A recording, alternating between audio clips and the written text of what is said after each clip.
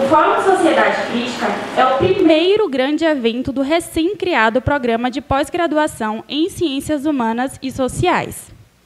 Este programa, que conta com curso de mestrado acadêmico, atualmente está com processo seletivo em andamento e, em breve, iniciará suas atividades de ensino e pesquisa. 13 são as pessoas que atuam como docentes no PPGCHS, quais desenvolvem pesquisas em temáticas diversas, como gêneros, sexualidades, racialidades, educação em direitos humanos, sustentabilidade e desenvolvimento, democracia, feminismos, políticas públicas para a redução das desigualdades, dentre outras questões. Convidamos a todas e todos a acessarem ao site do programa, a fim de se manterem atualizados quanto à agenda de atividades do PPGCHS. O site é www.ppgchs.fob.edu.br. Dito isso, para compor a mesa de abertura do Fórum Sociedade Crítica, chamamos ao palco o excelentíssimo senhor vice-reitor pro tempore e reitor eleito da UFOB, professor doutor Jacques Antônio de Miranda.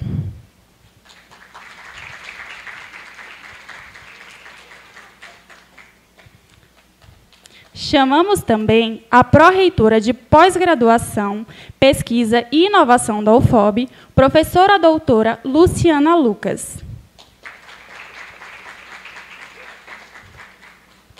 Representando a direção do Centro das Humanidades, chamamos ao palco o vice-diretor, professor doutor Pablo Iglesias Magalhães.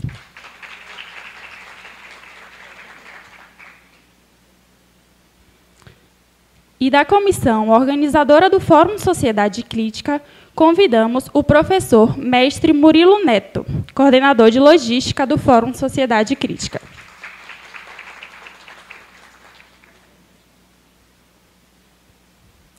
Por fim, convidamos a compor a mesa o presidente do Fórum Sociedade Crítica e coordenador do Programa de Pós-Graduação em Ciências Humanas e Sociais, o professor doutor Carlos Henrique de Lucas.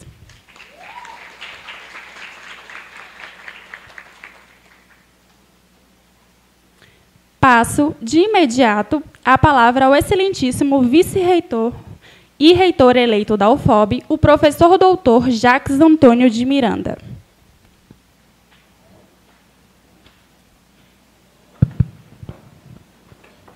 Obrigado. Uma boa noite a todas e a todos aqui presentes. Nessa fazer uma saudação aqui especial, começando o professor Carlos, com todo respeito, pela presidência do Fórum, professor Murilo, faz parte também da organização, professor Pablo, nosso colega e vice-diretor do Centro de Humanidades, professora Luciana, e a todos os colegas também das demais instituições, que têm sido parceiro também do programa de pós-graduação, aos nossos estudantes, técnicos e demais presentes. Primeiro, dizer que, em nome da universidade, eu trago também a mensagem do professor Iracema. O professor Carlos, ela não pôde estar presente, ela estava justamente esse final de... principalmente de ano, tem sido um pouco mais complicado para todos nós, mas ela pede para transmitir todos os votos de êxito com relação ao fórum e sucesso nos inícios dos trabalhos do programa de pós-graduação em Ciências Humanas e Sociais. E acho que deixo também uma mensagem que é o foco principal que nós precisamos fomentar a todo momento, tentar conduzir esses processos nesse momento que, para a nossa sociedade, também tem sido bastante desafiadores. Nós temos sido convidados, enquanto universidades, a mantermos resilientes e fortes perante a todas as ações que são, obviamente, contrárias àquilo que a gente vem construindo ao longo da história das universidades, sobretudo as universidades públicas, com o compromisso do desenvolvimento da pesquisa e da formação humana. Nesse contexto, acredito que o Fórum traz para a nossa região e inaugura em nossa região um momento importante do ponto de vista da pós-graduação stricto sensu e o seu compromisso com a pesquisa, e essa vitalidade em termos do desenvolvimento de ações voltadas, sobretudo, para as áreas das ciências humanas e sociais. Acredito que o momento é propício, uma vez que nós precisamos, de fato, tomar frente a esse momento de debate, a esses diálogos que não podem se cessar.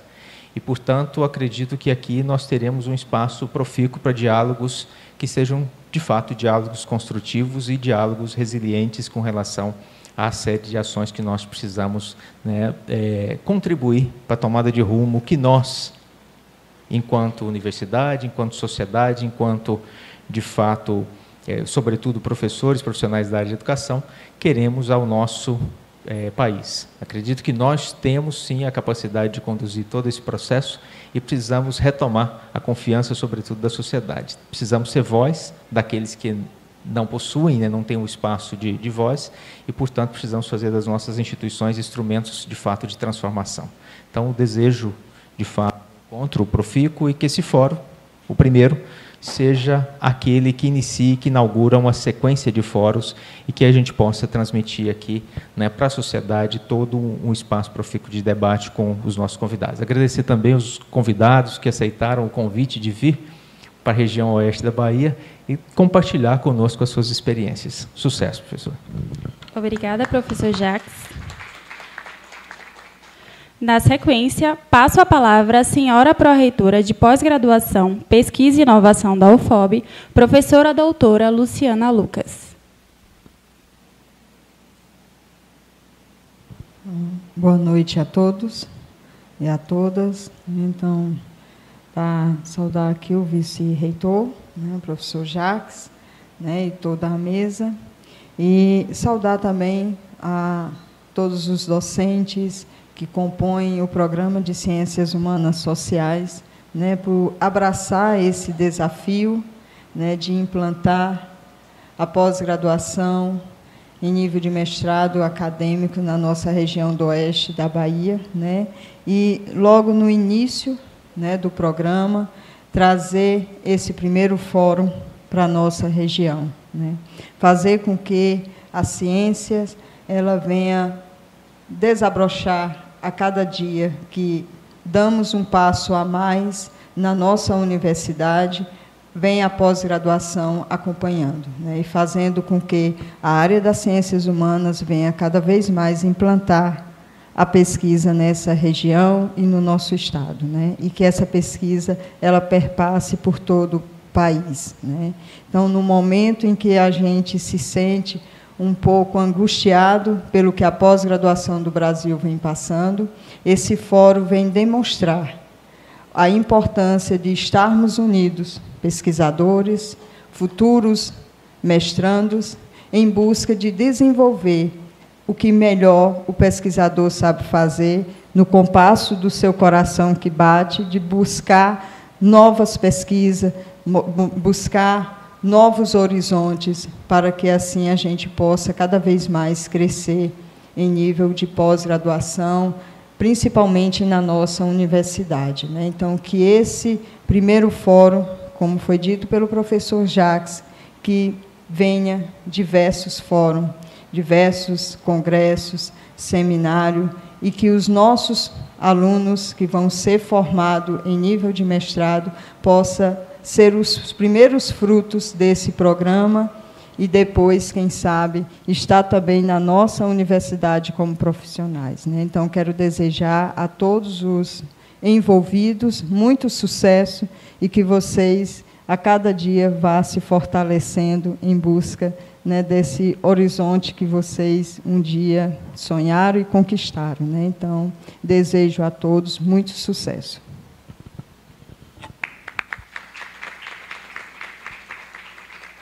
Obrigada, professora. Na sequência, passo a palavra ao senhor vice-diretor do Centro das Humanidades, professor doutor Pablo Iglesias Magalhães.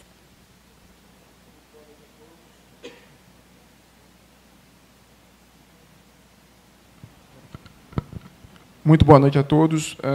Primeiramente, saúdo a mesa, o vice-reitor Jacques, Luciana, Murilo, Carlos. Saúdo também o público, os professores presentes, muitos do Centro das Humanidades, professora Aline, professor Trapp, Zósimo, Flávio Bruno, que está conosco na direção, Terezinha, professora Aline também, duas Alines no centro, Marildes, professora Cacilda também, que está conosco no programa. Não sei se esqueci alguém, o professor Fábio também está ali, Então, muitos dos professores do centro estão presentes. O professor Rubio não pôde estar presente, pediu para que representasse o centro. E, nesse momento, esse fórum, que foi organizado especialmente por iniciativa do professor Carlos, é um suspiro de luz em um momento de obscuridade.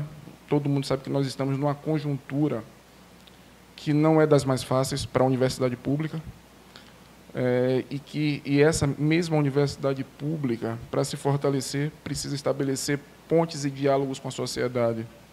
E esse fórum é um momento que torna essa ponte possível, né?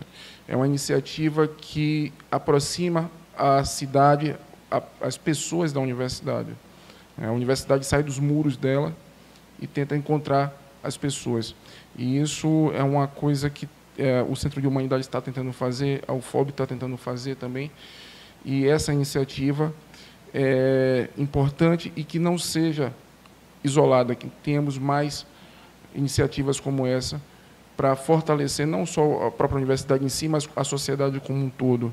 Então, mais uma vez, parabenizo o professor Carlos pela iniciativa e, enfim, que tenhamos uma semana profícua com as pessoas, os professores da casa e aqueles que vieram nos visitar, vieram para conhecer a região oeste da Bahia. Sejam bem-vindos. Obrigado. Obrigada, professor. Na sequência, passo a palavra ao professor mestre Murilo Neto, coordenador de logística do Fórum Sociedade Crítica. Boa noite a todas e todos os presentes. Eu vou pedir licença à mesa para saudá-los, em nome da professora Luziane Amaral, que está ali na plateia, e que está aqui desde o início da gestão da organização do Fórum, na coordenação em várias comissões aí, da secretaria, e saudar as pessoas presentes aqui também, né, nesse auditório, que apesar de não estar repleto, é significativo esse público que está aqui, que eu tenho certeza que é um público que vai somar e que vai multiplicar as nossas vozes para outras pessoas, em outros lugares, em outros espaços.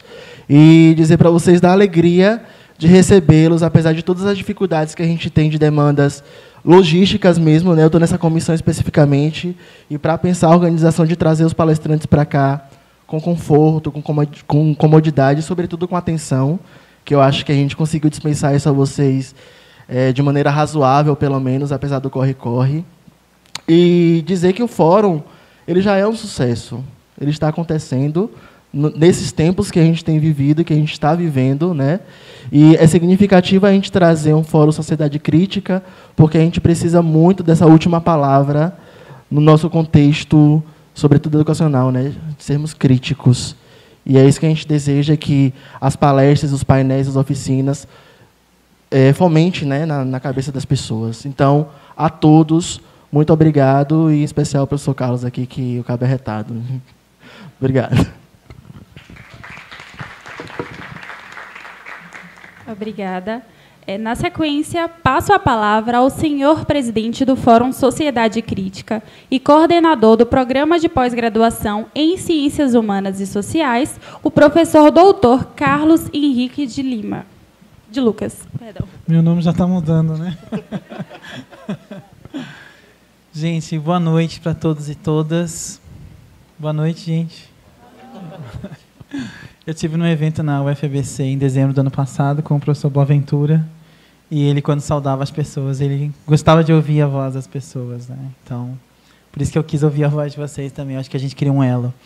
Quero cumprimentar todos vocês, especialmente o professor Jacques, que, para além de ser o nosso vice-reitor pro tempore, do nosso reitor eleito, ainda não nomeado, mas é eleito pela comunidade, tem sido um amigo nosso, particular, e também tem confiado muito nesse programa de pós-graduação que se inicia, né? A gente teve, desde o início, na pessoa do professor Jacques, e também, de modo especial, na pessoa da professora Luciana Lucas, pró-reitora de pesquisa e pós-graduação e inovação da UFOB, um apoio e uma orientação segura, sobretudo no momento que a gente apresentou a proposta do mestrado. Então, esse é o momento de a gente agradecer esses apoios.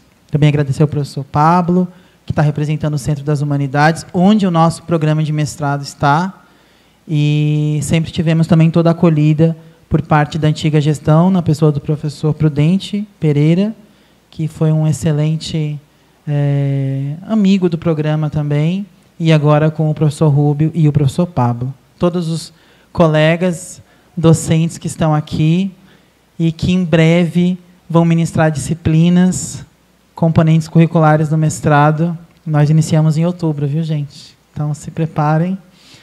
O processo seletivo está terminando. Nós estamos atualmente com 17 pessoas aprovadas na etapa 2. E tem sido uma alegria imensa, uma aventura coordenar esse programa de pós-graduação, coordenar esse projeto com os professores e professoras que, para além de acreditarem, professor Jacques, no projeto do programa, acreditaram também no sonho que eu tinha desde o começo. Então, eu agradeço a todos os 14 nomes, que eram inicialmente 14 professores, um teve de se ausentar por conta de um concurso público, mas que confiaram no projeto que foi apresentado por mim para eles. Um professor jovem ainda, e isso muito me alegra. Dito isso, eu não quero me estender, também quero agradecer o Murilo, o professor Murilo, que nos ajudou muito com a logística, a professora Luziane, da área de Letras e Linguísticas da universidade, que tem coordenado a equipe de monitores e monitoras, que muito tem nos ajudado também, né? Agradeço a Ana, agradeço a Naira e a todos os demais professores que estão aqui. E a vocês, que possivelmente vão ser os nossos alunos e alunas do mestrado, e espero vê-los em breve nos nossos eventos do programa de pós-graduação em Ciências Humanas e Sociais. Eu quero dizer muito rapidamente que o que motivou a proposta desse Fórum Sociedade Crítica foi fazer pesquisa, produzir conhecimento que tivesse um valor de transformação social para as pessoas. Hoje, ouvindo o painel do professor Djalma Turler, da CAPES, ele comentava que a ciência ela precisa transformar a vida das pessoas. E essa é a nossa função. Se nos perguntarem hoje qual é o objetivo do programa de pós-graduação, professora Luciana, de Ciências Humanas e Sociais, eu diria, sem titubear, que é produzir pesquisa científica que transforme a vida das pessoas. Esse é o nosso objetivo, é produzir uma mão de obra qualificada em Ciências Humanas e Sociais, pesquisadores e pesquisadoras com título de mestre e mestra que incidam criticamente, de maneira ativa, sobre a nossa região. Eu acredito nesse programa de pós-graduação, eu acredito nessa universidade, e esse é um grande evento que abre as portas para esse tipo de debate, para esse tipo de evento. Eu agradeço a todos. Eu quero dizer que é um sonho a gente fazer esse evento. Quero agradecer à CAPES, que acreditou na proposta, que leu com carinho a nossa iniciativa e aprovou o financiamento para essa atividade. Num momento tão tenebroso, né, na ciência, na pesquisa, no pensamento, né, é um momento de rechaço ao pensamento. Então, num momento tão tenebroso como esse, receber a aprovação de uma agência governamental, receber a presença de palestrantes que vieram de tão longe, que vieram da Argentina, que vieram do sul do Rio Grande do Sul, que vieram da Espanha, nos prestigiar e prestigiar o público que está aqui presente, é de uma extrema alegria. Pessoas que ficaram 8 horas no aeroporto dormindo, porque realmente acreditam nesse programa e acreditam no que a gente está fazendo aqui. Então, eu agradeço a todos vocês e desejo um evento fenomenal e espero que a gente tenha um próximo ano, um outro fórum, que a gente crie uma cultura científica de eventos, como dizia o professor Flávio para mim ainda há pouco, nessa universidade, que a gente possa produzir seminários, produzir fóruns, ter um doutorado em breve, não é, professor Jacques? Então, assim, tudo começa no sonho. E se os nossos sonhos são potentes, a gente consegue. Né? Obrigada a todas e todas. Tenham um excelente momento. Obrigada, professor Carlos. E após a fala do professor Carlos, desfaço a mesa de abertura. Peço ao presidente do Fórum Sociedade Crítica que permaneça à mesa.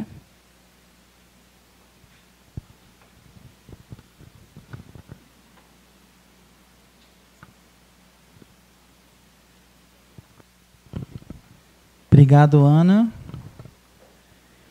Eu, de imediato, vou fazer o convite a que se some à mesa a nossa convidada de honra, da abertura desse fórum, a professora doutora Cassiane Paixão, da Universidade Federal de Rio Grande. Professora, eu não vou fazer uma apresentação pormenorizada da professora. Ela, para além de uma pesquisadora de mão cheia na área de sociologia, ela também trabalha com curso de especialização em sociologia, ela trabalha com mestrado em direitos humanos, ela tem muitas pesquisas vinculadas a racialidades, vinculadas a discussões étnico-raciais. E, para além de pesquisadora, ela é uma ativista também, né? Isso é muito importante. Então, eu vou deixar que ela também se apresente, para a gente não ficar tão formal aqui hoje, e que ela fique à vontade para dialogar com vocês, e depois a gente vai abrir a palavra para que vocês façam perguntas, façam provocações, e usem e abusem da professora. Ela viajou de muito longe para estar aqui com a gente. Então, perguntem, provoquem a professora Cassiane. Professora? Vou ficar sentadinha, tá? Uma boa noite a todos e a todas. Obrigada. Bom, meu nome é Cassiane Paixão, vim lá da Faculdade Federal do Rio Grande, no Rio Grande do Sul, a FURG, né, encontrar com meu grande amigo e parceiro de alguns anos, não vamos dizer longo, senão vão se descobrir na nossa idade. Aqui no estado da Bahia, fico muito feliz, agradeço muito tanto a recepção do evento, né, essa comitiva da logística, né, e da nossa recepção foi algo muito acolhedor, e principalmente para todos nós que viajamos um bom tempo, a recepção foi muito... na verdade, a gente se sentiu mais em casa e com grandes amigos, né? E isso faz com que, nesse momento, e daí até usando as palavras do professor Carlos, tão tenebroso, se sentir acolhido, se sentir acolhida é muito importante. No momento que a gente vive sempre em ódio, sem saber o que vai sair da notícia, e que notícia vai ser dada após uma aula de 45 minutos, né? A gente sai e já fica perguntando nos corredores o que aconteceu. O acolhimento é algo que a gente precisa fazer junto aos nossos pares. E nós fomos muito bem acolhidos e acolhidas aqui. Queria agradecer imensamente a organização do evento. E daí, me apresentando um pouquinho, e já aproveito para falar um pouco com relação a essa atividade, para além de um momento dentro da nossa cultura universitária, é um momento de ataque aos nossos direitos humanos, né? Então, trazendo a perspectiva de um programa nessa área das ciências humanas, que a gente sabe que, para além de cortes financeiros, são ataques na nossa base epistemológica, no nosso conhecimento produzido até agora, de muitos e muitas que não tiveram a oportunidade de estar em espaços de educação, tanto média quanto superior. E a crítica da professora Terezinha, o que é educação superior, o processo hierárquico, muitos não tiveram essa oportunidade. E a gente vive exatamente, para além de um momento de retrocesso, um momento de ódio a quem ocupa os espaços, mesmo que muitos desses espaços estão sendo alcançados a duras penas há muito tempo. E eu queria me apresentar enquanto uma mulher negra da fronteira, sou natural de Jaguarão, fronteira do Uruguai. Morei lá até meus 19 anos, filha de mãe divorciada nos anos 80, e que sempre se reconheceu enquanto mulher negra, e que a possibilidade de estudos e de uma outra educação, para além da educação do interior, sem faculdade privada, hoje em Jaguarão tem a Unipampa, mas até os anos de 98, não, de 2000 e alguma coisa, não existia universidade pública. Tive a oportunidade, o privilégio de poder fazer uma graduação em Ciências Sociais. E confesso para vocês, eu não sei nem se o Carlos sabe disso, mas a minha projeção era ser professora de física. Eu era muito boa na matemática, tu não sabia disso, né? No entanto, fui fazer a graduação em Ciências Sociais e comecei a trabalhar com crianças em situação de rua. E entendi, a partir de então, o que era a ideia de vulnerabilidade social e de desigualdades sociais, para muito além dos privilégios que eu tinha enquanto alguém que conseguiu continuar os seus estudos. Pensando isso, hoje eu tenho trabalhado com ações afirmativas, faço parte do programa de mestrado em Direito e Justiça Social na minha universidade, e, principalmente, voltei às discussões de políticas afirmativas para entender o que significa o ingresso e a permanência principalmente de jovens negros e negras na universidade e também de estudantes indígenas e quilombolas, já que na nossa universidade, a Universidade Federal do Rio Grande, a gente tem processos seletivos específicos para indígenas desde 2010 e para quilombolas desde 2012. Mas a gente sabe que as ações afirmativas e a política de ação afirmativa é sempre uma luta constante. O que eu queria, pelo menos, dialogar com vocês aqui, e a minha fala não vai ser nem um pouco acadêmica, mas principalmente uma fala no sentido de provocar um diálogo para entender e trazer uma crítica a esse momento da conjuntura atual que a gente vive, é pensar algumas coisas.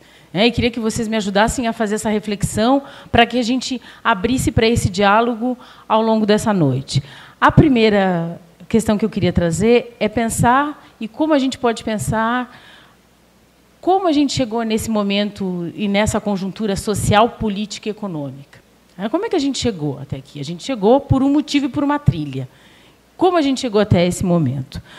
A outra questão é trazer o quanto nós, e eu digo nós, enquanto negras e negros, resistimos ao longo desse último século XX e adentramos no século XXI com um projeto, sim, de resistência, mesmo pensando num processo de intensificação do ódio, e o ódio a grupos específicos, a pessoas específicas, ao longo desse tempo.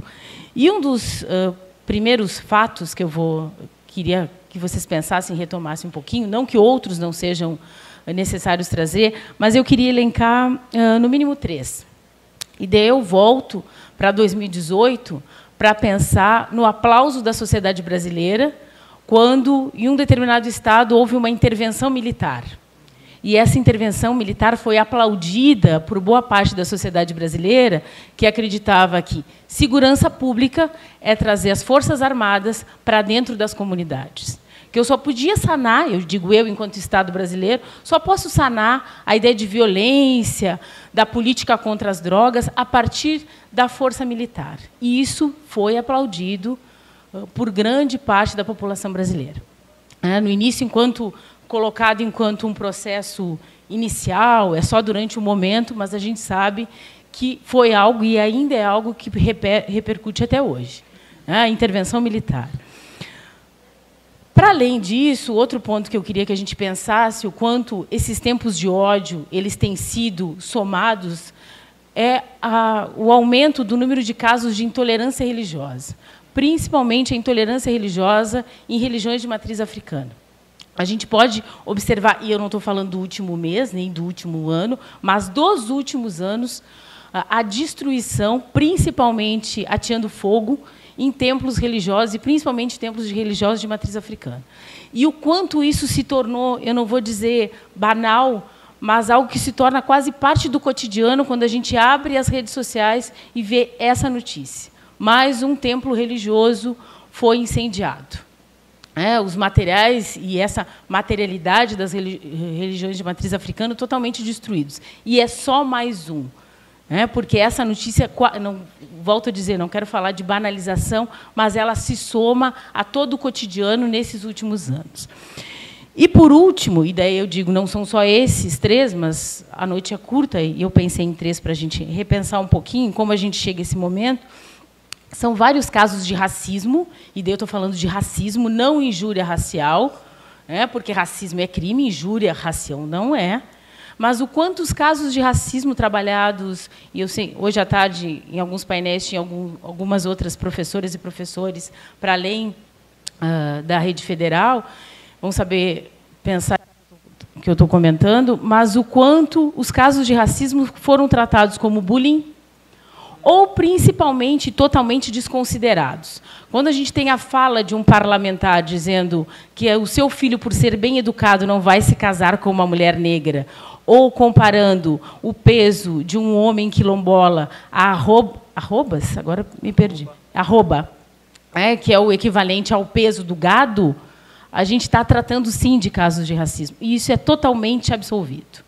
Então, se tira a conexão de pensar o quanto a violação dos direitos humanos, nesses 3 casos, está sendo colocada enquanto emblemática, e o Estado legitima esses discursos.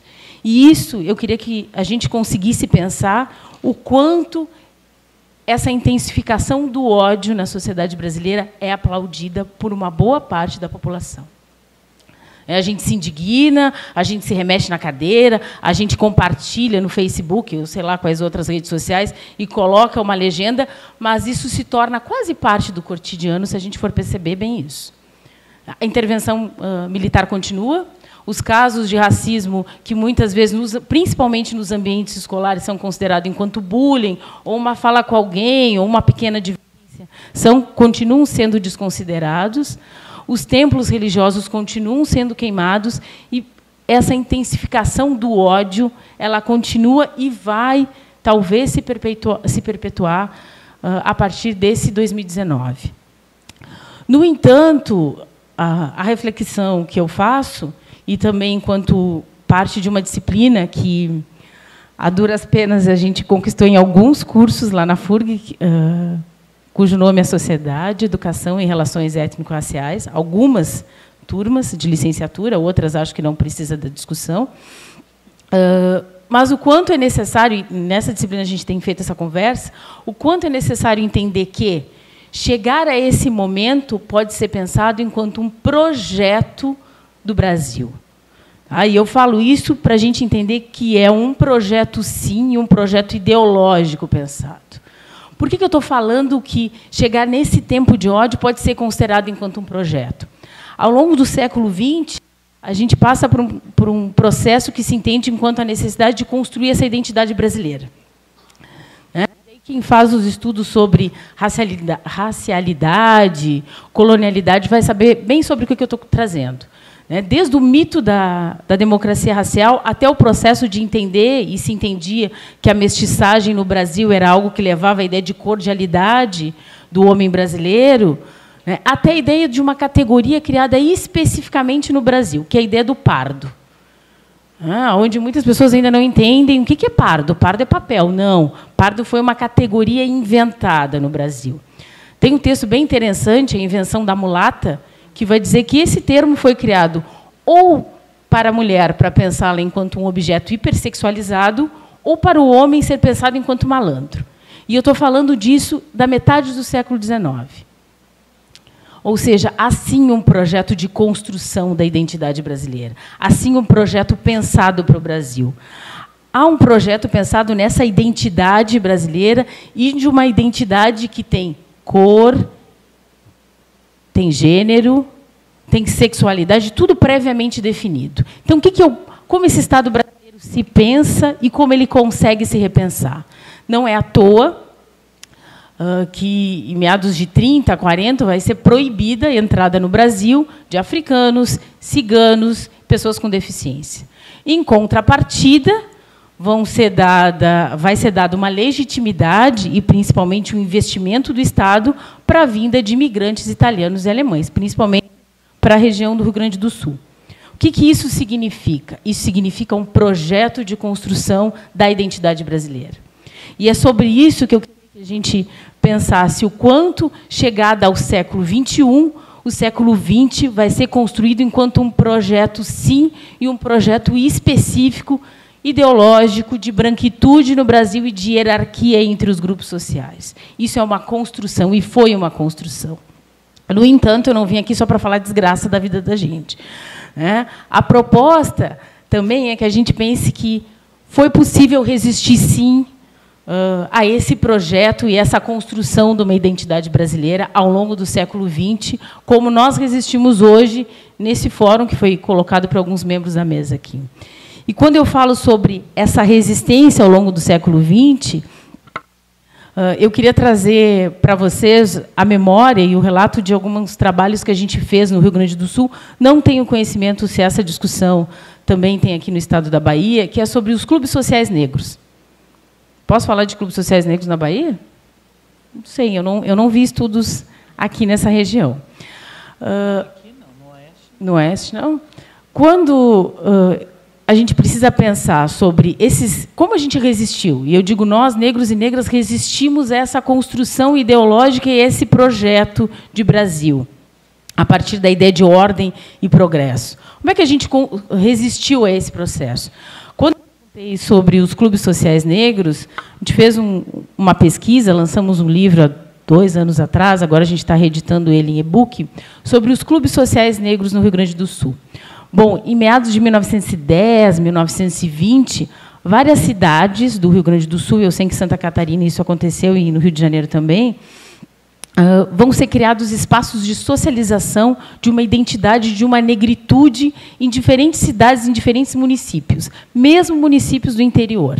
Esses são os clubes sociais negros, que vão buscar não só a festividade, isso precisa ser buscado sim, acabei de falar de espaços de acolhimento, mas também a identidade e a formação política dentro desses lugares.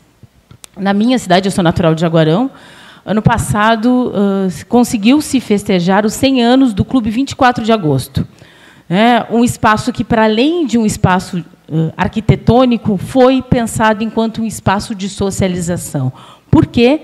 E vocês devem saber disso, em vários desses espaços de socialização eram espaços específicos da branquitude, onde negros e negras não eram possíveis de passar nem na calçada. A gente tinha que atravessar a rua, porque naquele lugar não podia se passar.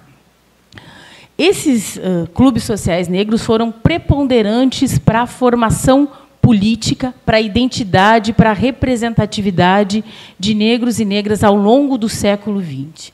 Infelizmente, na cidade do Rio Grande, no Rio Grande do Sul, onde eu e o Wellington, o professor Wellington, damos aula na FURG, nenhum dos 3 clubes negros que existiam até meados de 1980, hoje tem sede.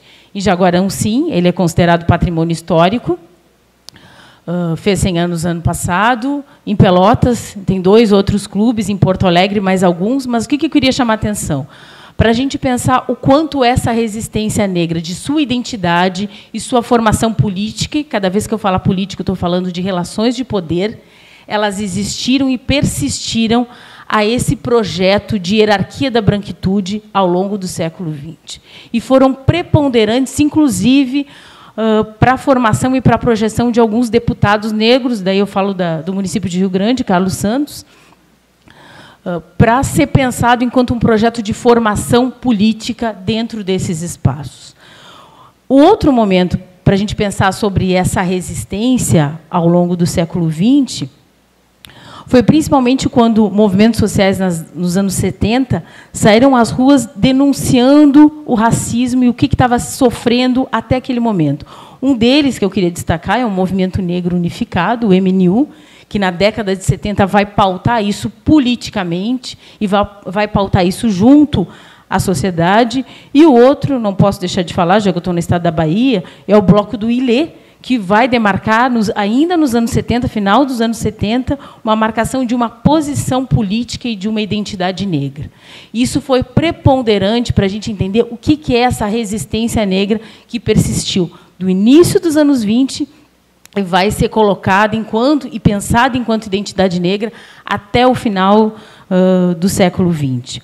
Para além disso, o Grupo Palmares vai ser fundado em 1971, aonde eu queria destacar a figura em Porto Alegre, eu destaco a figura de Oliveira Silveira, que vai ser aquele que leva a proposta do 20 de novembro como Dia Nacional da Consciência Negra. Pensando isso, gente, e ainda falta pensar que a Constituição de 88 ela foi pensada, mas ela principalmente foi cutucada pelo movimento negro ao longo dos anos 80, até a saída e a promulgação dela em 88. Então, chegada à Constituição, foi uma Constituição que foi pautada também pelo movimento negro ao longo dos anos 80.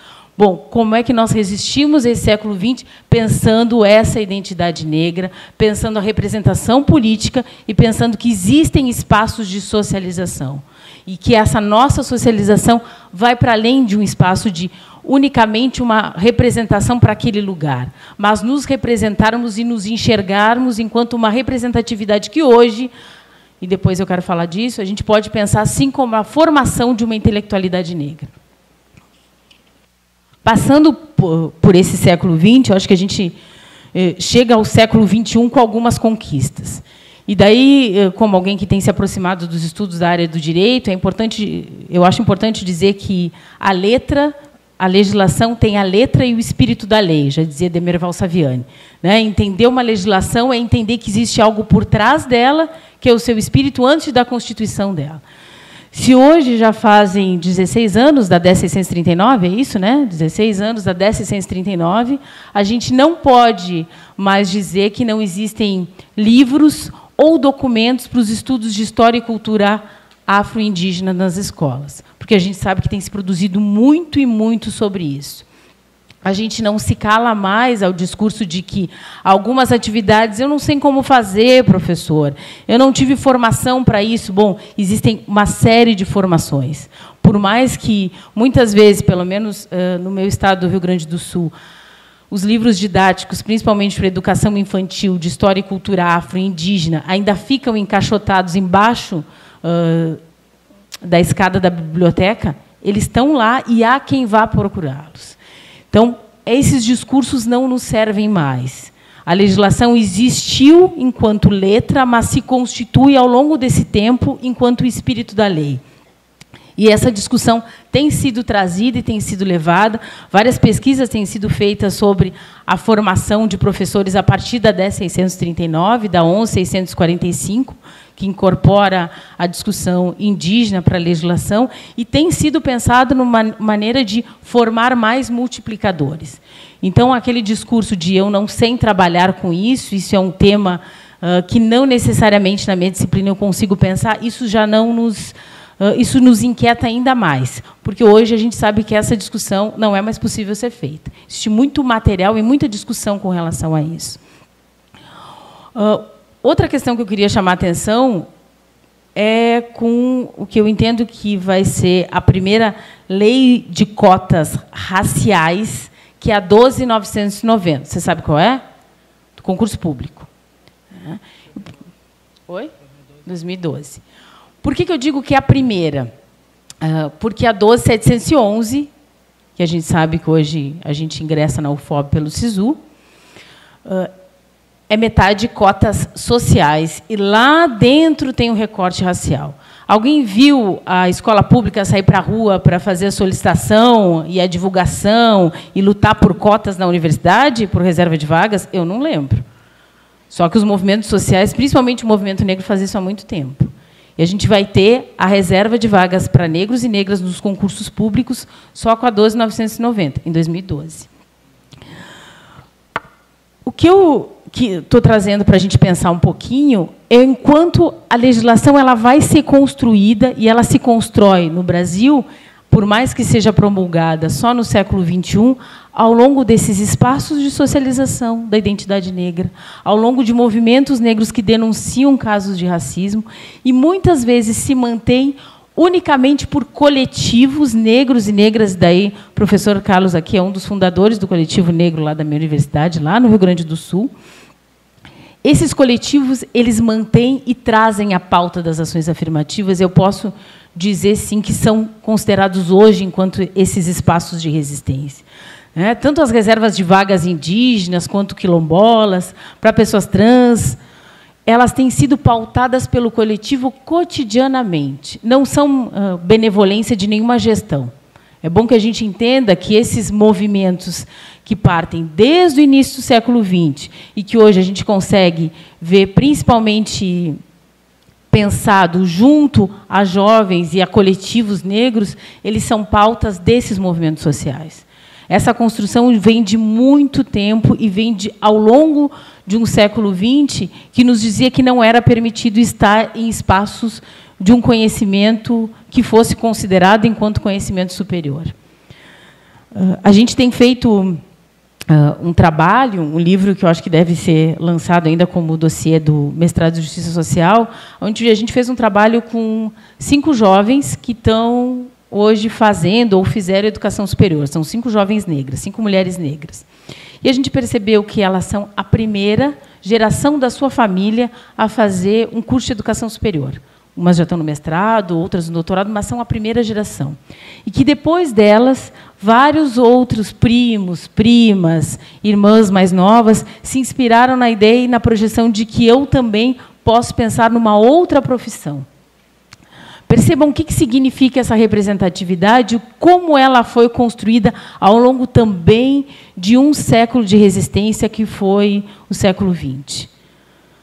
No momento em que se intensifica o ódio, se intensificou o ódio, se intensificou e ainda se intensifica essas relações de ódio, a gente precisa pensar sobre essas construções que também foram muito caras para muitos e muitas que não conseguiram chegar a esses espaços, um deles que a gente está aqui hoje, mas que lutaram e tiveram junto desses movimentos, dessas discussões, dentro das agremiações, desses espaços de socialização da comunidade negra, e que não necessariamente conseguiram chegar por vários motivos, mas não conseguiram acessar a educação superior, como muitas e muitas de nós.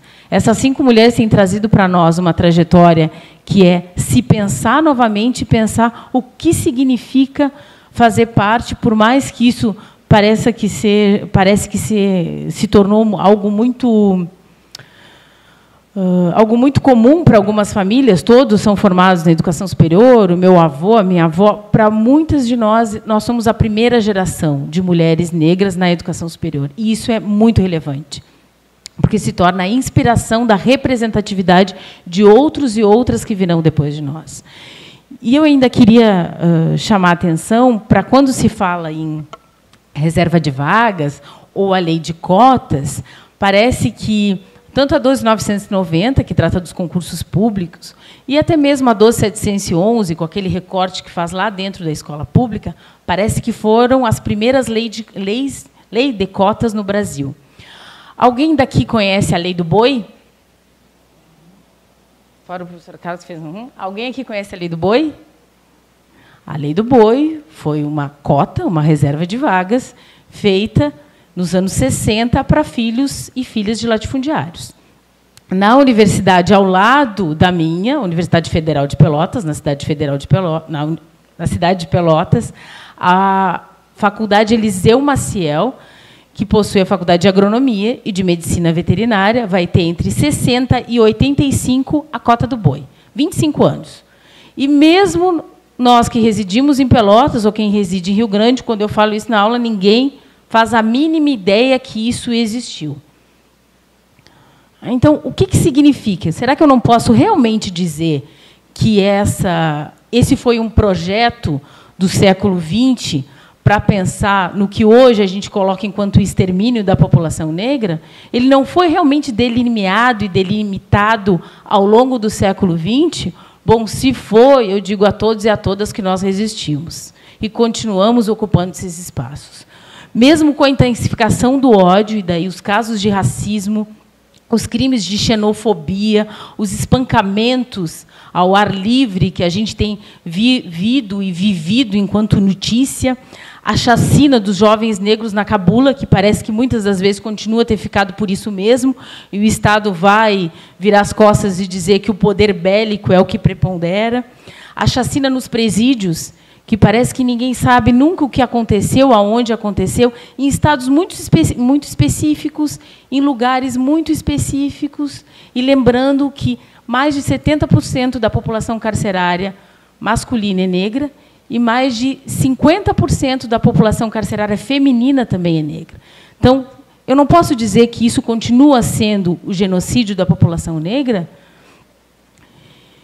E, ainda pensando e trazendo a nossa perspectiva e esse nosso lugar enquanto professoras e professores, hoje a gente tem discutido um projeto educacional chamado Futurice. Já ouviram falar do Futurice? Vários manifestos sobre o Futurice. No entanto, qual desses vários manifestos vão pautar as políticas afirmativas?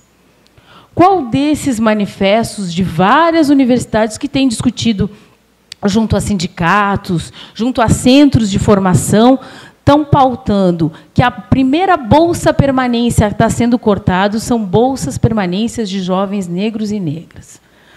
A assistência social está fazendo o recorte de raça e o recorte de gênero? É uma pergunta. Esse projeto educacional, para pensar, para além de uma parceria público-privada, a gente sabe, nós, enquanto área das ciências humanas, que a parceria com o privado, quando a gente diz que é das ciências humanas, se torna um pouquinho mais tensa, né? Porque a gente sabe que essa transformação, para nós, não é tão rápido assim, né? A gente precisa repensar, enquanto área das ciências humanas, até trazer esse produto para a sociedade. Eu coloco esse produto entre aspas. E ainda, eu não sei se vocês viram, teve uma reportagem da Folha de São Paulo, acho que há 2 meses atrás, e corroborou com uma pesquisa que a gente está fazendo com os ingressos a partir da 12711, que os jovens negros e negras que estão ingressando na universidade, na sua maioria, estão nas ciências humanas. Então, quando eu digo que esse corte, entendo que esse projeto educacional é principalmente para ciências humanas, é sobre esses jovens que eu estou falando. É sobre esses cursos de formação de professores, e a gente sabe o quanto significa a representatividade da formação de professores para jovens negros e negras, o que isso realmente significa. É sobre esses lugares, é sobre essas pessoas e essa formação que eu estou falando. E qual dessas propostas dos nossos grupos sobre o futuro está trazendo esse recorte junto às ações afirmativas? Isso acho que é uma interrogação que eu queria que a gente fizesse, ficasse e continuasse a partir daí. No entanto, acho que pensar se nós resistimos ao século XX a partir desses espaços de socialização, dessas denúncias, se nós adentramos o século XXI pautando cotas raciais no serviço público, por mais que várias instituições ainda burlem o sistema, né, e continuamos pautando e continuam burlando, a gente denuncia ao Ministério Público para saber o que se faz com esses editais, é importante, e eu queria conversar com você sobre uma coisa, a ideia de ocupar esses espaços. Ocupar espaços como os coletivos, ocupar espaços dentro dos DAs, dentro das associações nas escolas, dentro dos próprios núcleos, porque nós não chegamos aqui, nesse lugar, para nada. Se, ao longo do século XX, após um período com o fim da lei sobre escravidão, não houve nenhuma política pública do Estado para a educação formal de negros e negras, como é que a gente resistiu ao longo do século XX? Bom, nós resistimos. E um exemplo disso emblemático foi o que aconteceu em 13 de maio desse ano. O Parlamento brasileiro resolveu, por um determinado deputado lá, homenagear a princesa Isabel. Bom, nesse mesmo dia, o Movimento Negro Unificado invadiu o parlamento e não deixou nenhuma homenagem à princesa Isabel acontecer. Tem um vídeo no YouTube que as falas de alguns parlamentares trazem esse processo de que, bom, essa é uma história que a branquitude no Brasil queria colocar, e nós não vamos deixar que ela seja dita ainda por esse mesmo discurso colonizador. E essa homenagem à princesa Isabel não existiu. No momento que a gente precisava desmistificar a ideia de que uma mulher branca deu liberdade, e liberdade tem várias conotações a partir daí, o Estado buscava um processo de homenagem a algo que, naquele momento, ainda nem existia mais, por mais que, dentro da legislação, existisse o processo de escravização, mas o Brasil vai sair da escravidão por outros motivos, que não pela benevolência da princesa Isabel, mas se buscava uma homenagem. Percebam o quanto essa relação, para além de ódio, é uma relação de trazer o mesmo ideal, uma mesma ideologia construída na consciência do brasileiro e da brasileira. E, sim, houve um processo de ocupação. Então, se hoje eu posso dizer ou trazer a ideia de pensar uma palavra para esse momento, essa palavra seria ocupar. Ocupar os espaços, ocupar as nossas cabeças com o processo de pensar o que é política pública para a segurança, o que é saúde pública, o que é a seguridade social, porque a gente está falando de, quando se fala de LOAS, que é aquele benefício que as pessoas recebem quando não conseguem mais trabalhar e têm uma determinada idade, alguns dados vão mostrar que a maioria de quem recebe LOAS no Brasil são mulheres. E uma boa parcela dessas mulheres são negras. Então, pensar hoje e ocupar esses espaços é pensar sobre políticas públicas, inclusive para a seguridade social. Pensar em ocupar esses espaços é pensar, por exemplo, naquilo que eu comentei no início, agradecendo a recepção da coordenação do fórum, é pensar nesses espaços de acolhimento. Como é que a gente acolhe aqueles e aquelas que tem chegado para nós, nos nossos núcleos. Eu coordeno o Núcleo de Estudos Afro-Brasileiros e Indígenas, junto com outros colegas lá na minha universidade. Como tem sido pensado esse acolhimento de jovens que são atacados pelo racismo cotidianamente nos espaços escolares? E que voltar à sala de aula e voltar àquele espaço é quase algo torturante cotidianamente. Como é que a gente faz o acolhimento desses que chegam para nós, para além de uma denúncia, mas para serem ouvidos? Como é que a gente faz esses espaços e como é que a gente faz aquilo que eu acho que foi o que o vice-reitor comentou bem no início da sua fala, como é que é o nosso processo de resiliência? Nesse momento de um ataque constante, aquilo que eu digo que eu sempre fico muito nervosa quando eu passo a manhã toda, os 4 períodos dando aula, porque é muito tempo sem saber o que realmente está acontecendo, nem sei se eu vou ser mais professora quando eu sair dos 4 períodos letivos.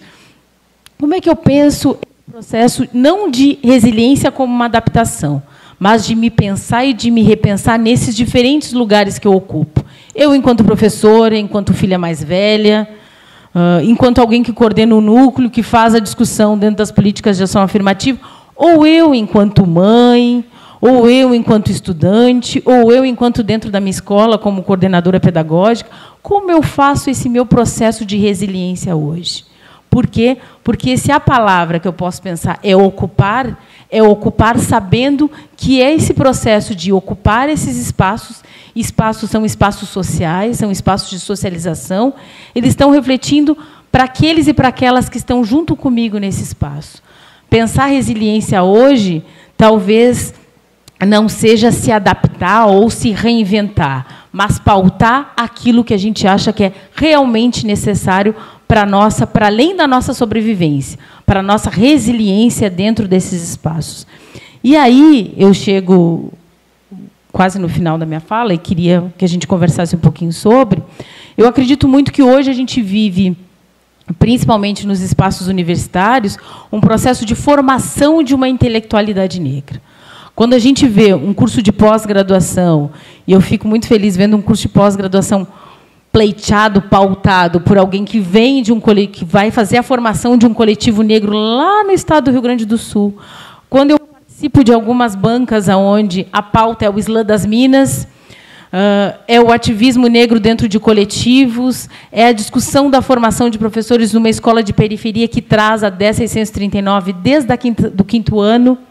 Quando eu vejo a discussão de, como mesmo com a BNCC desse jeito, eu posso pensar as relações raciais. E a Secretaria Municipal traz os movimentos para essa discussão. Eu acredito, sim, na formação dessa intelectualidade negra. Talvez não como Gramsci vai pensar sobre o seu intelectual orgânico, mas como uma intelectualidade que se delineia pelo seu ativismo, pela juventude ou por aqueles e aquelas que, por seus vários motivos, tiveram que se afastar dos anos escolares e que voltam hoje à universidade pelo EJA, e que pautam a sua discussão e que pautam a sua personalidade dentro desses espaços, como a professora que a gente tem lá na FURG, a professora Sandra Lee, que estuda os símbolos adinkra e proliferou isso dentro para além do curso de mestrado em educação ambiental, vários outros professores e professoras da rede têm trabalhado os símbolos adinkra. Eu não posso realmente pensar que isso é intelectualidade? Eu acho que eu posso, sim. E pensar que é uma intelectualidade que se reconstrói e se constrói por essa sua capacidade de resiliência, de resistir nesses tempos e de continuar resistindo. E, para terminar minha fala, eu ganhei esse livro de uma pessoa que eu gosto muito, que coordena a Secretaria de Mulheres de Rio Grande, organizado pela Mel Duarte, Querem nos calar, poemas para serem lidos em voz alta. E como é para ser lido em voz alta, eu trouxe do Rio Grande do Sul e queria ler um poema que, na verdade, eu estava pesquisando, o Islã é trazido enquanto um poema feminino, negro e periférico. Então, eu queria trazer e ler em voz alta para compartilhar com vocês. Da Laura Conceição. Nada se cria. Eu sou jovem demais para ter tanta certeza e velha demais para pedir proteção. Falam que o tempo vai te tirar da minha cabeça e o meu ego vai me tirar do teu coração. Na indústria nada se cria, pergunta Lavoisier. Esse contrato me liberta ou está ajudando a me prender? Seu corpo me consome, diferente status. ou me ama ou então me liberta. Escolha um dos lados. Sorte no jogo e no amor é para quem vicia os dardos. Ela quer me contar um erro do seu passado. Eu pensando que o único erro é o fato de que eu não estava lá. Mas eu prefiro ser o presente e o futuro sonhado. Que os traços que ainda dá para sonhar. Vi minha agenda lotada. Perdi você do meu lado. Será que estou chegando aonde eu queria estar? Grande parte dos MC quer fazer um show lotado. Eu quero um coração lotado depois que o show acabar. Eu espero que, ao longo dessas discussões, desses pensamentos transmitidos nesse evento, a gente consiga trazer e levar para pensar essa sociedade crítica, essa transformação social, um coração mais lotado. Menos ódio, mas principalmente mais acolhimento para os nossos e para as nossas. Obrigada, gente.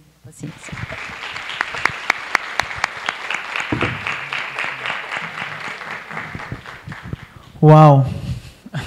Muitas questões para a gente pensar. Eu costumo dizer que o pensamento ele é a maior potência que o ser humano tem, né?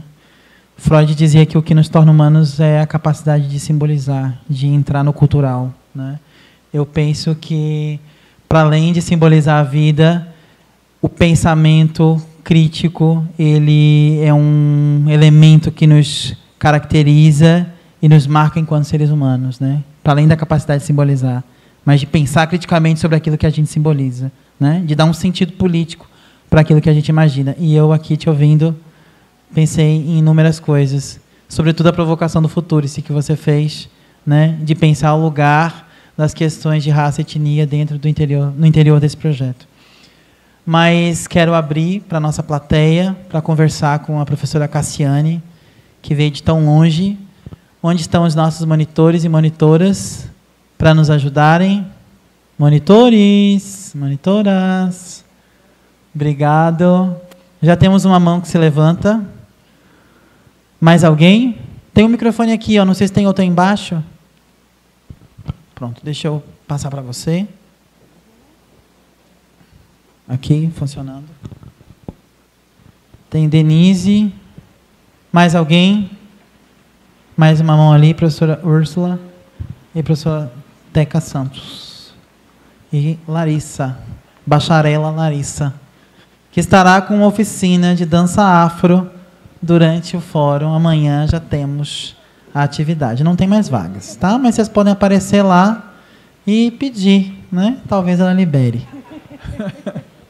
Pronto. Boa noite a todos e todas. Professora Cassiane, bem-vinda à Bahia e ao calor da Bahia. E a todos os outros professores do Rio Grande do Sul, bem-vindos.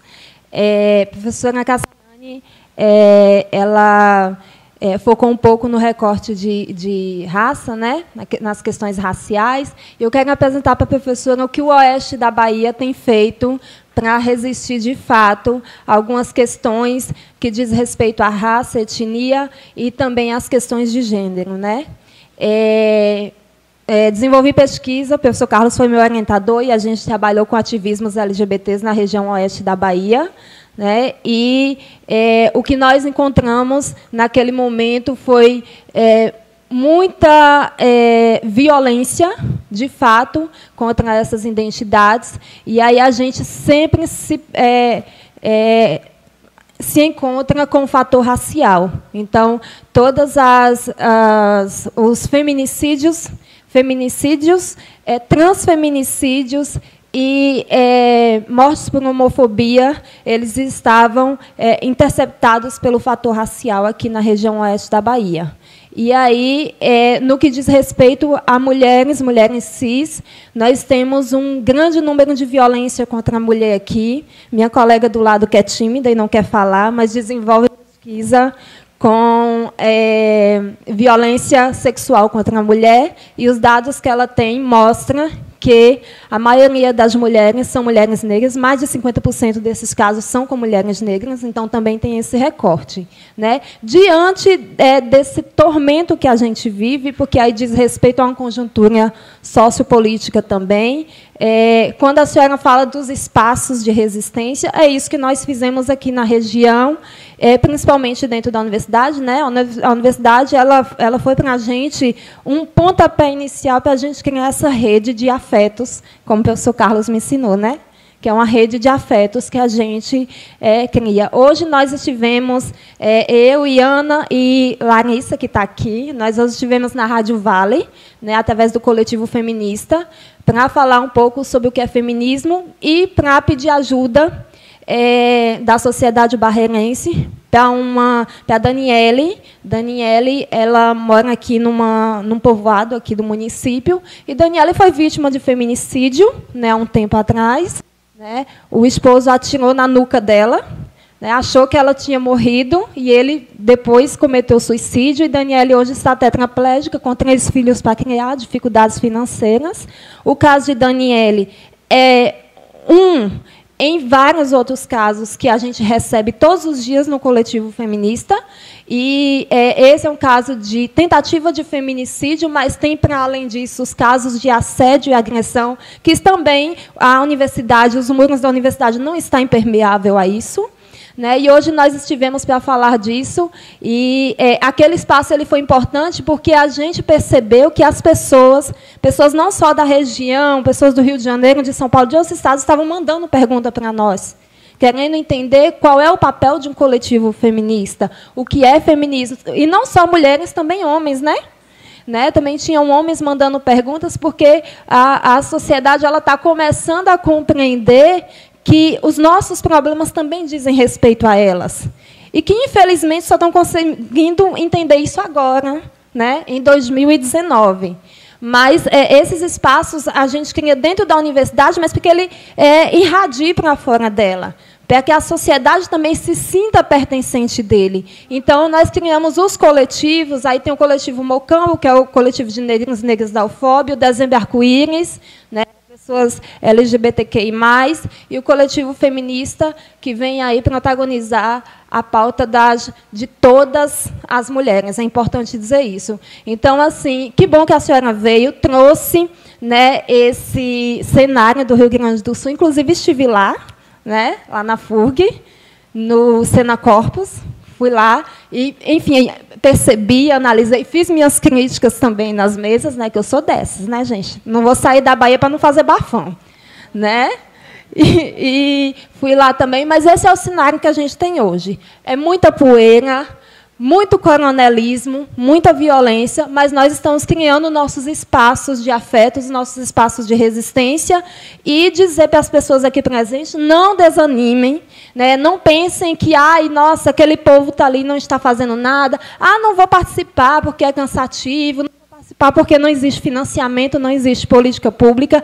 A resistência, gente, ela acontece quando não tem realmente financiamento, quando não tem política pública. A resistência, ela está baseada justamente no fato de que você não tem apoio, mas você está ali, de fato, resistindo, né? E nós, mulheres da região oeste da Bahia, nós estamos aqui para criar essa rede de afetos e apoiar todas essas questões que envolvem classe e raça. Então, é isso, professora. Bem-vinda.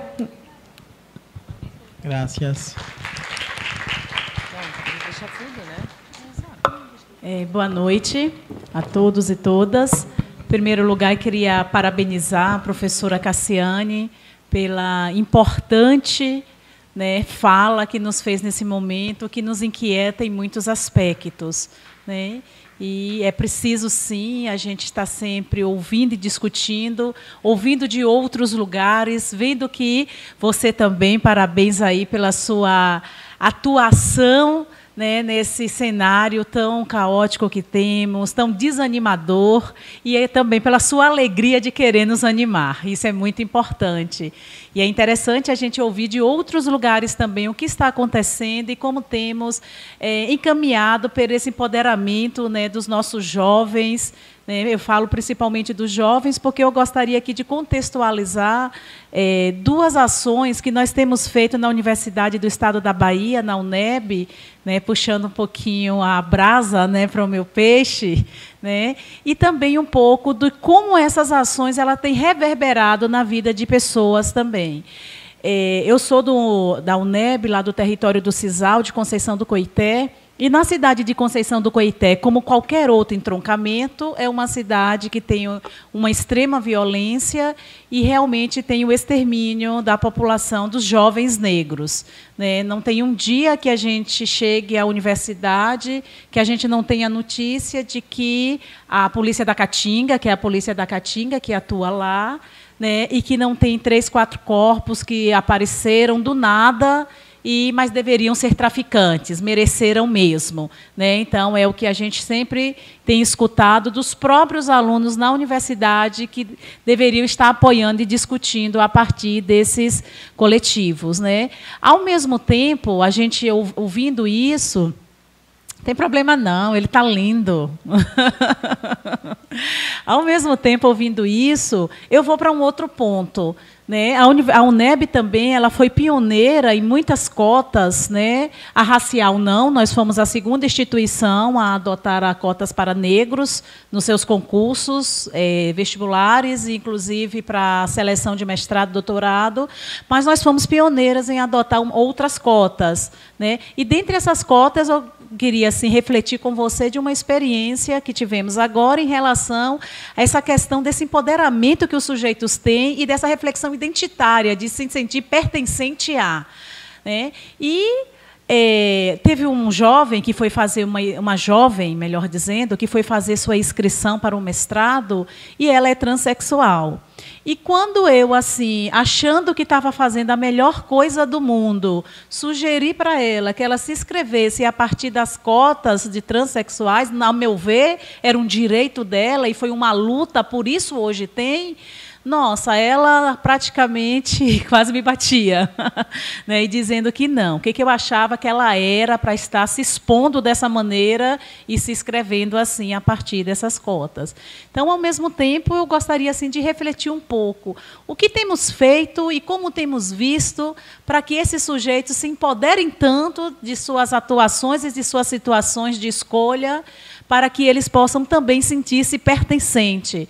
Ao mesmo tempo, eu vi, meu Deus, dei um fora, como sempre. Como sempre, dei um fora. Até que ponto, ao olhar dela, isso também não estava sendo algo que eu já estava discriminando e dizendo, olha, o seu lugar é o seu lugar de cotas, você tem que se assumir como tal, e não deixá-la que ela escolhesse, né, se inscrever de qualquer outra forma. Então, assim, é só uma provocação para mostrar como também é necessário trabalhar esse empoderamento, essa questão identitária, esse sujeito sentir-se pertencente a essas estruturas que estão, ao ver da gente, foi um ganho, foi algo positivo, mas ao ver dela foi algo que eu estava sendo extremamente deselegante. Bom, quase fiz uma palestra, né? Desculpa. É professora, né? Obrigado, gente. Seja um pouquinho mais concisos, por favor, e concisos. A gente poder dialogar. Boa noite a todas. Sou Terezinha Oliveira, Campus Barra, presente.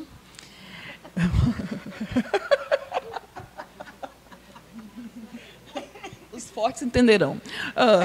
Professora Cassiane, boa noite. A sua fala, para mim, eu vou resumir em uma palavra que é empatia. Eu vou ser rápida, só... Eu pensei muito na tua fala e na pergunta, na questão de como foi que resistimos. E me lembrei do Abdias Nascimento, quilombismo.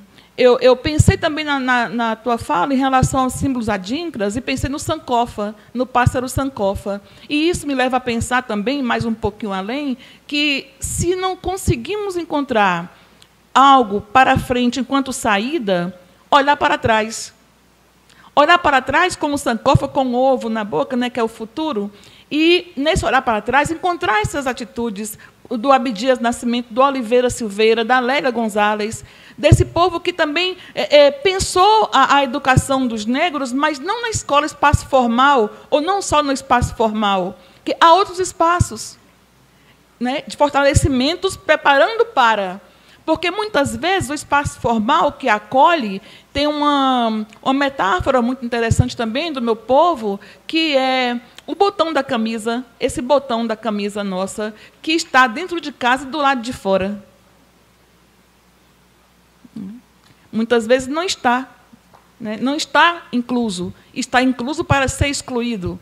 Então, eu pensei muito, só para, né, para fechar o raciocínio, no Pássaro Sankofa e no Abdias, e em tantos outros que fizeram essa educação fora do espaço formal, fortalecendo esse povo negro, porque muitos ficaram de fora dessa escola formal, mas não ficaram sem aprender a ler e a escrever. Muito obrigada. Professora. Mais uma pessoa? Sim, a Larissa.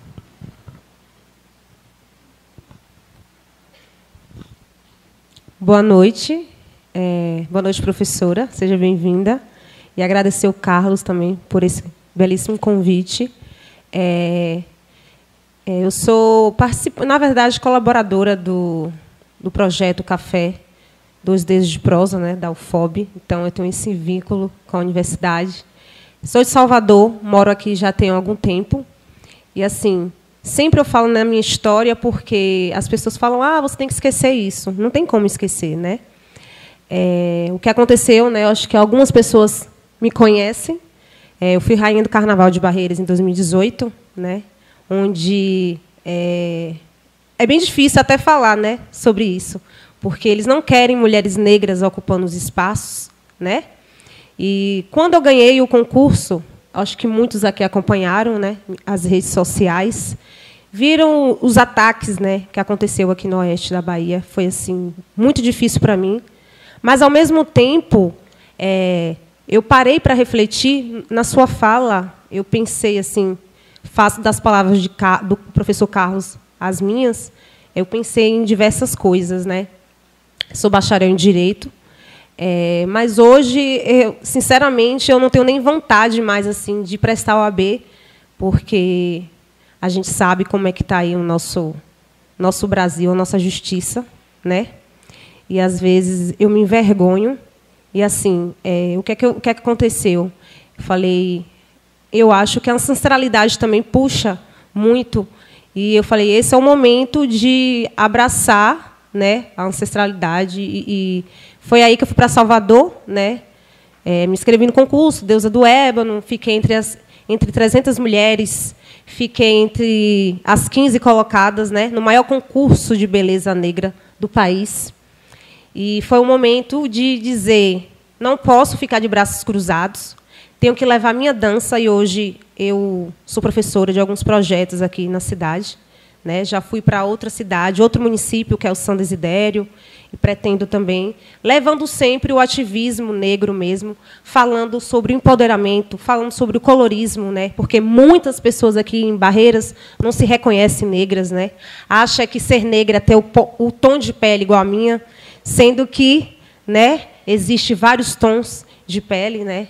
E falo muito sobre o colorismo, sobre o machismo, que a gente tem que estar dialogando com essas mulheres, né, a respeito disso, e com os homens também, porque não nas minhas aulas não é só mulheres, né? Sempre tem os homens também, né? Então é isso, essa é a forma de dar. Eu acredito que eu estou no meu local certo, em estar levando a minha dança, a minha ancestralidade, né, para essas mulheres, para essas pessoas que estão ali para querer conhecer, saber também dos orixás, que muitos pensam que é demônio, e não é bem assim, né? Não é orixá não é demônio, muito pelo contrário, é amor.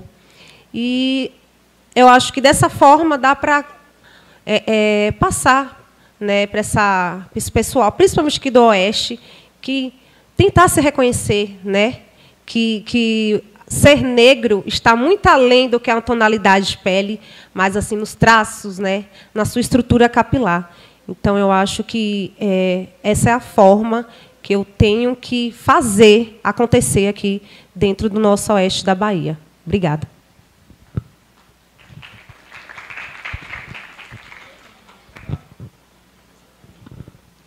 Boa noite. Eu sou a professora Maiara. Eu não sou das humanidades, né, com o professor, mas eu sou professora de Química lá da UFOB, e eu gostaria de ressaltar que essas discussões são discussões que têm pautado a educação em ciências numa perspectiva dos direitos humanos. Então, a gente tem discutido e aprofundado cada vez mais nessas discussões lá. abordadas as questões, os orixás, as leis. Isso tem sido pauta nas nossas discussões e a gente tem buscado cada vez mais se aprofundar nisso. E aí, nesse sentido, uma coisa que me inquieta da sua fala, né, que eu fiquei reflexiva, é com esse processo de hierarquização que historicamente se deu entre os diferentes campos do saber, pensando, por exemplo, nas ciências ditas exatas e nas humanidades.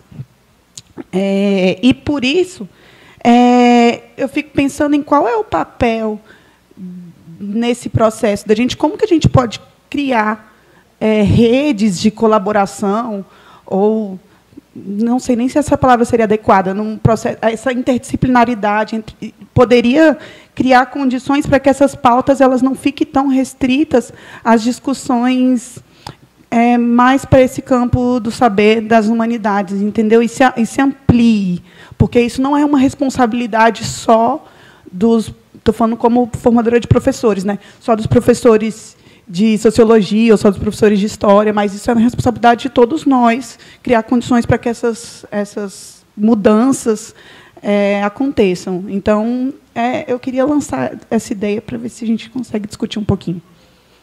Obrigada.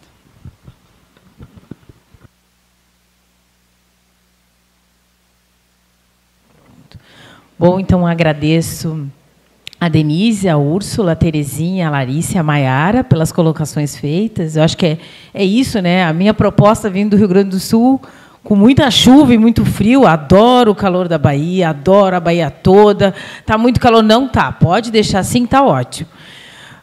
É trazer exatamente esse processo com que a gente pense um pouquinho e repense esse momento.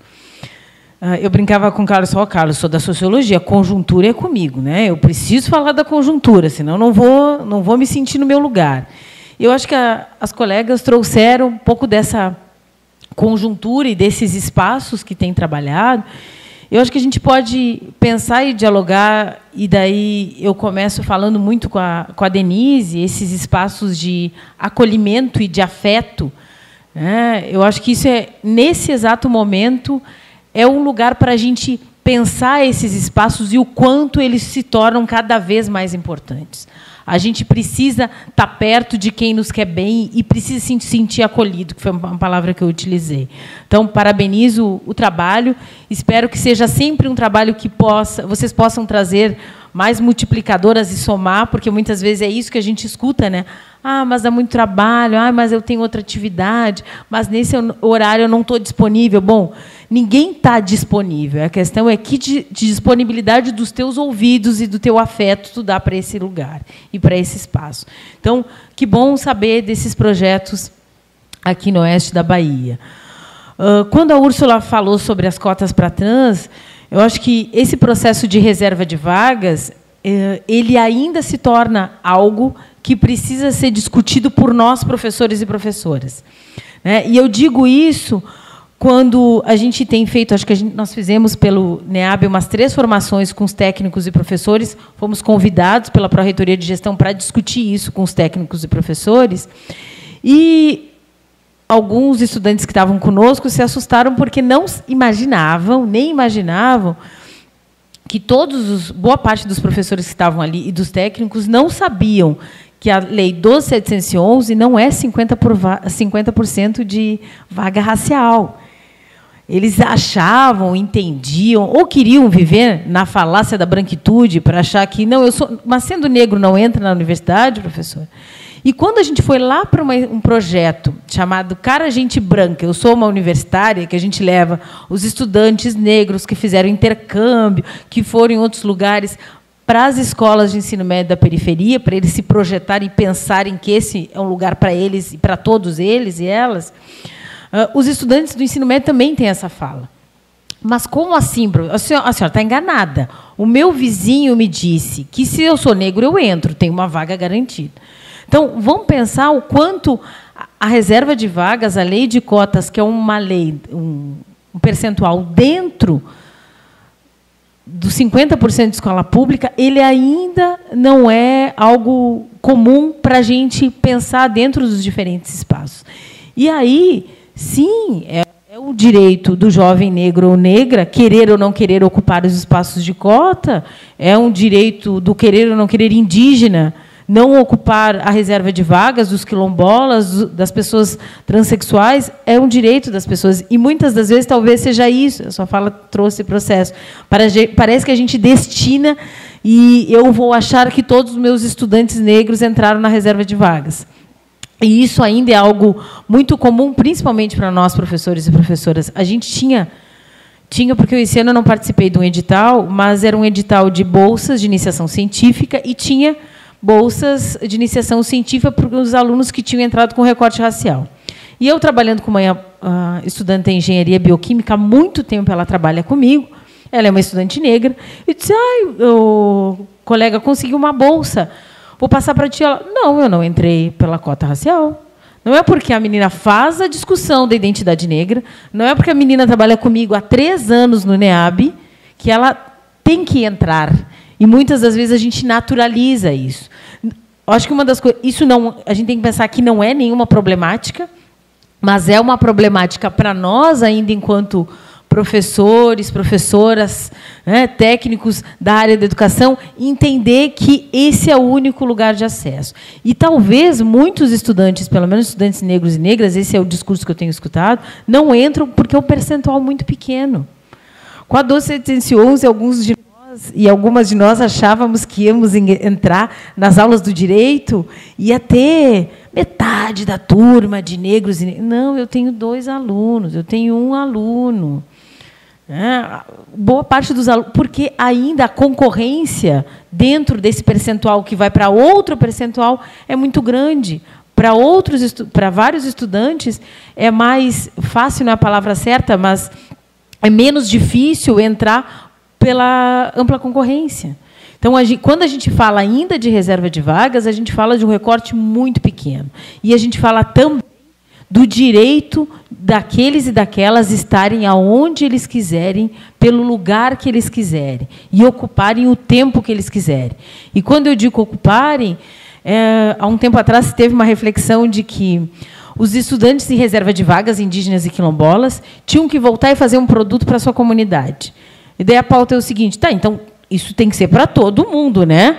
Porque todo mundo está sendo parte da escola pública. Por que só os indígenas e quilombolas têm que voltar e fazer um trabalho para a comunidade?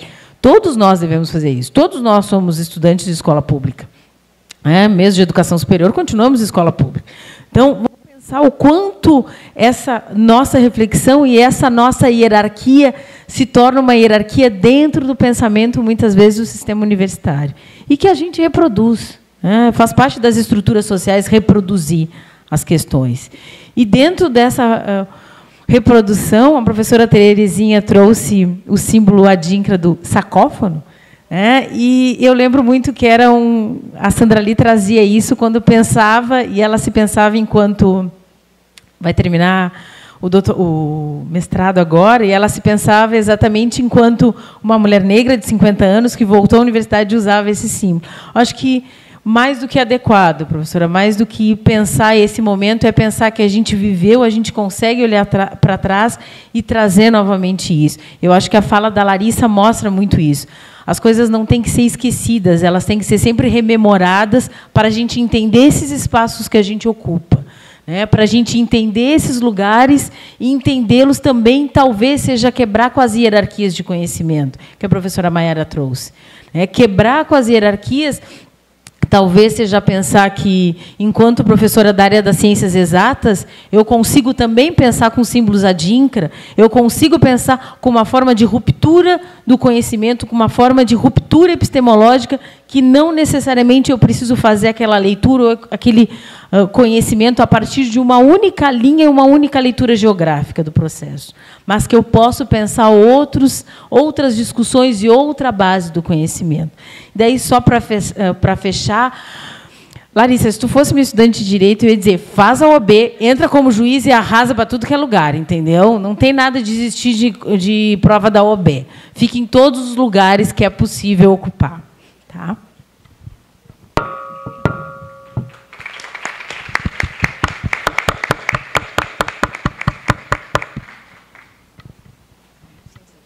Bem, Mais alguém quer fazer alguma pergunta, colocação, uma provocação? Temos uma pessoa ali. E aí, lá, Ana. Pode levantar a mão de novo, por favor? Pronto. Mais alguém? Então, com essa pergunta a gente encerra. E aí retorna para a professora Cassiane. Depois ela vai deixar o e-mail dela, os contatos, só o WhatsApp que não, né? Porque os alunos às vezes descobrem e aí ficam conversando, mas o e-mail ela vai deixar. E ela vai voltar também. Por favor.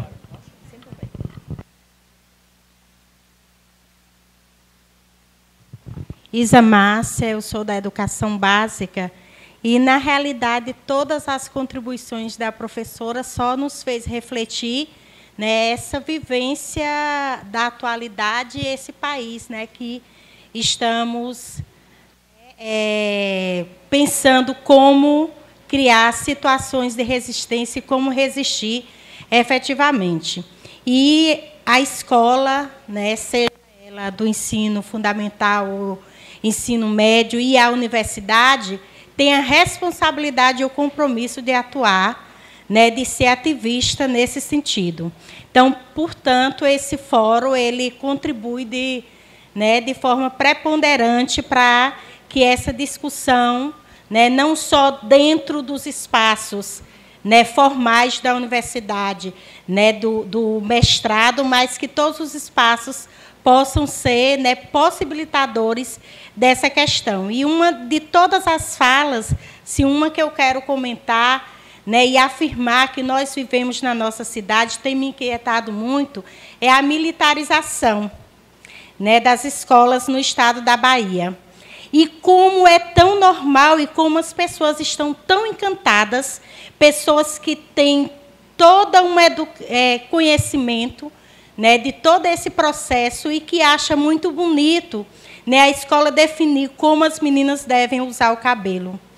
Né, e que não estranhou, né, uma roupa ser tão cara que só muito recentemente, a semana passada, teve o evento da boina, porque até então muitos dos estudantes não tinham dinheiro para comprar e tinham que fazer bingos, tinham que fazer vaquinha, tinham que fazer, né, atuar em várias colaborações para que pudessem comprar essas roupas tão caras para ficarem, né, teoricamente tão bonitos, né? E a gente percebe assim dentro do nosso grupo, né, de educadores, assim, um encantamento e algumas falas dizendo assim: o bom seria se todas as escolas fossem militarizadas, né? E não sabe o que é que está por trás disso, ou se sabem, né, fecham os olhos e está sendo velado uma série de discurso, né, onde diz assim, ó, isso aconteceu, todo dia uma mensagem,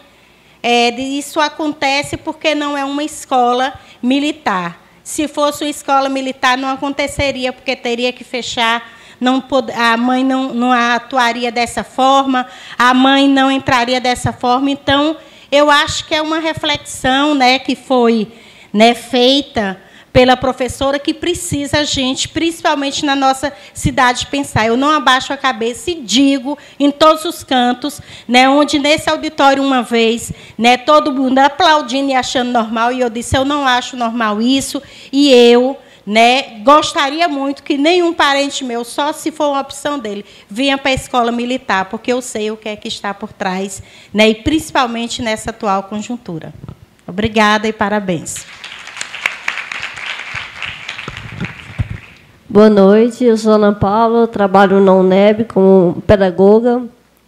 Eu tenho desenvolvido alguns projetos de pesquisa na área de relações étnico-raciais e tenho percebido o seguinte, tem se incluído muito pelo sistema de cota, os negros, os indígenas e outras minorias, mas na universidade ainda é muito tímido o processo de formação, principalmente nos cursos de licenciatura, a partir de uma perspectiva multiculturalista.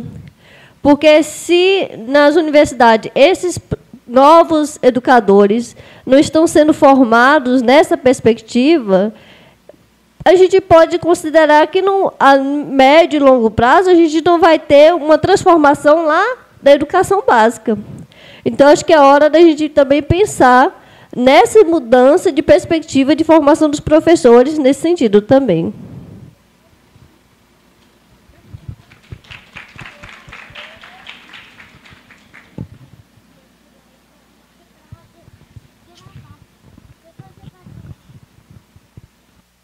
Então, dialogando um pouquinho com a Márcia e com a Ana Paula. Importante essa fala, Márcia, porque é isso, né? Parece que a ideia de segurança pública está vinculada a uma ideia de intervenção militar, incluindo no sistema escolar. E como tu havia comentado, o mais interessante é que as pessoas aplaudem isso e acham que isso é que nos tira e é isso que nos coloca no lugar de segurança, a ideia de militarização. Importante pensar o quanto isso, para além de proliferar, está sendo pensado nos espaços escolares. E pensar isso é pensar nesse lugar que a gente chegou hoje, com a ideia de formação de jovens negros e negras, com indígenas e quilombolas sendo egressos de universidades públicas. E é a pergunta, esses mesmos grupos vão continuar a partir de um processo de militarização das escolas? Eu acho que todas nós temos a resposta. Trazendo essa discussão, a gente pode, talvez, rever por que essa sociedade, boa parte dela, aplaude. E daí, talvez, seria ingenuidade nossa pensar que a ocupação de escolas, de espaços escolares, ela é considerada pela maior parte da população como algo de democratização de acesso ao ensino. Porque a gente sabe que não é. A gente sabe que reserva de vagas ainda não é prioridade nas discussões dos conselhos universitários. A minha universidade, a Universidade Federal do Rio Grande, teve um ano que não abriu vaga para estudantes indígenas no curso de medicina. Isso ainda não acontece mais nessa universidade, mas em outros lugares deve acontecer. E, muitas das vezes, isso é colocado num segundo plano. Porque muitos e muitas de nós e dos nossos colegas, dos nossos companheiros, quando vão para o conselho universitário, não necessariamente querem discutir essa pauta ou deixam ela em último plano. O que significa isso? Significa que eu deixo para um outro lugar e para um outro grupo, o próprio Estado ou a sociedade, na sua maioria, que não acredita e não quer essa democratização do acesso, para dizer que, sim, cabe à escola um processo, cabe à intervenção militar um processo de escolarização. E a gente vê isso sendo aplaudido. E delineado dentro dos nossos espaços escolares por outros professores, por outras professoras, a senhora fez essa colocação, por outros estudantes que acham que esse é o melhor processo, a ordem e o progresso, só que essa ordem e o progresso vem para alguns e com uma consciência e uma formação ideológica. Isso a gente precisa entender. E isso a gente precisa problematizar. Então, quando a professora Ana Paula traz que essa discussão, ainda da formação de ingressos, por exemplo, de comunidades tradicionais, ainda é reprodução de saberes eurocêntricos, na sua boa parte é isso que tem acontecido. Então, acho que, dialogando um pouco com o que a professora Maiara comentou, quando nós fizemos realmente um processo de ruptura de hierarquia de saberes, entendemos, eu sei que tem um projeto passando por algumas instituições sobre saberes e trazendo a ideia de comunidades tradicionais e representantes das comunidades tradicionais enquanto um projeto de extensão para ser dialogado dentro de alguns espaços, para além de disciplinas específicas, tem sido um projeto que tem rodado o Brasil. Talvez seja algo muito inicial, mas vamos pensar o quanto o nosso processo educacional ele anda a passos mais vagarosos do que passos de tartaruga. E essa conjuntura talvez não espere que a gente dê essas passadas tão curtas e tão em um tempo tão longo. Pensar, talvez, esse processo de ruptura, e daí eu já passo para a minha finalização, pensar esse processo de ruptura epistemológica talvez seja primeiro nos repensar. E daí eu falo, enquanto professora, como a gente faz esse processo? Eu estou realmente me propondo a repensar o meu plano de ensino, a repensar minha didática no espaço de sala de aula, a ouvir os estudantes para saber o que eles realmente querem trabalhar e como eles realmente querem discutir isso, ou eu continuo reproduzindo as questões dadas a partir de então e achando que o que vem é o que é possível, e tentando manter o meu pescoço mais longe da forca. Será que nós realmente estamos trabalhando num processo de acolhimento, de compreensão e de discussão de um projeto de educação para a libertação, de emancipação, de compreensão de todos e todas? Esse é um questionamento que eu acho que, pelo menos da minha parte, eu queria que ficasse um pouco a partir da noite de hoje, para que a gente se repense enquanto aqueles e aquelas que conseguiram chegar em um lugar de privilégio. A gente precisa entender que esse espaço é um lugar de privilégio. Vários e várias daqui, morando nesse município, talvez nunca tenham entrado nesse lugar. E repensar isso também é nos repensar. Como a gente está fazendo esse nosso processo de usar os 2 ouvidos e uma boca, isso eu aprendi com a minha avó. Tem um processo quantitativo com relação a isso. A gente tem 2 ouvidos, talvez seja para escutar. Escutar o que é essa demanda e essa necessidade de repensar o nosso projeto político e educacional. E, novamente, quando eu falo político, eu falo sobre relações de poder. Relações de poder que vão falar sobre hierarquia de saberes, que vão falar sobre que lugar é esse de conhecimento dentro da universidade e, principalmente, que relação é essa que existe dessa sociedade de uma universidade pública. Com isso, gente, eu fecho a minha fala agradecendo imensamente os ouvidos, os 2 ouvidos de vocês, a paciência, o afeto e a acolhida do povo baiano. Eu não conhecia Barreiras, mas já conheci alguns lugares da Bahia. E daí eu estava brincando, o calor e a baianidade sempre me fazem muito bem. Lá no Rio Grande do Sul, quando eu voltar, ainda vai estar chovendo, vai estar muito frio. Mas já vou chegar mais faceira na volta da Gaúcha para dar aula na quinta-feira. Mas espero que esses espaços de discussão para pensar de uma maneira mais crítica e mais desafiadora na sociedade brasileira, ela se torne sempre uma constante. Acho que viver o momento hoje, algumas de vocês falaram isso, viver esse momento hoje é saber que a gente está nesses lugares, nos diferentes lugares, para pleitear, para colocar o pé na porta, para dizer nós estamos aqui e daqui nós não vamos sair. E vamos trazer outras e outros para esses espaços. Um bom evento para todos e para todas. E obrigada, gente.